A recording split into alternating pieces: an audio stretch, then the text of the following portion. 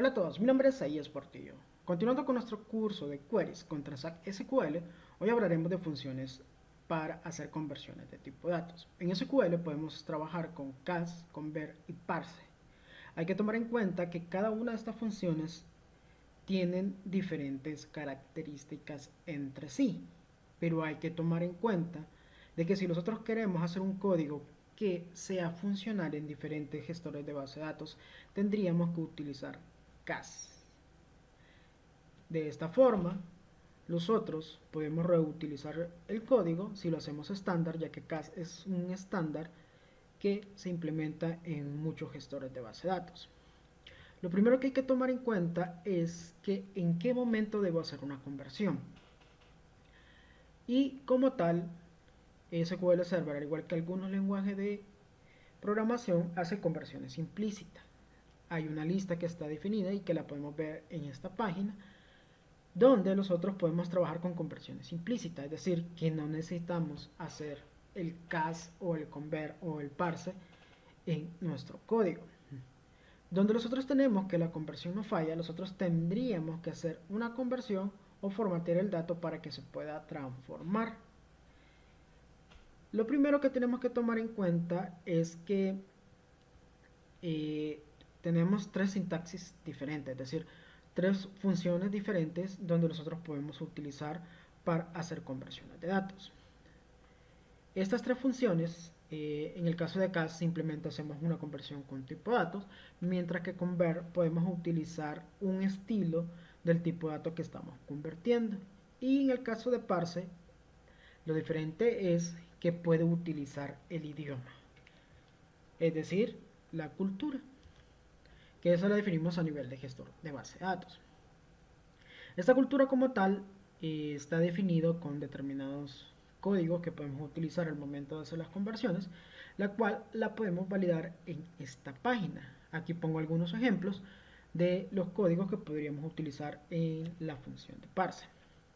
Ahora bien, vamos a nuestra base de datos y tengo determinados códigos para poder utilizar las funciones de conversión.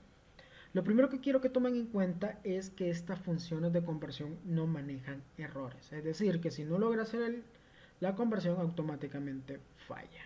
Y podemos ver primero este ejemplo donde yo estoy convirtiendo una cadena de caracteres que tienen el valor 20 a un tipo de dato entero. Aquí no tenemos ninguna diferencia. Los tres realizan la conversión de datos y no hay ningún problema. Ahora bien, cuando nosotros hablamos de la diferencia entre cast y convert, lo primero es que el convert permite utilizar un formato. ¿Qué quiere decir? Digamos, y esto lo podemos ver mucho con las fechas. Las fechas como tal dependen mucho de la configuración de nuestro servidor. En este caso, si nosotros quisiéramos convertir nuestra fecha a un formato específico, nosotros deberíamos utilizar convert. En este caso, yo voy a tomar la fecha que está actualmente en proceso, que es el getDate, y la voy a convertir a un varchar de 100, pero que lo convierta en un formato ISO, es decir, en un valor tipo numérico.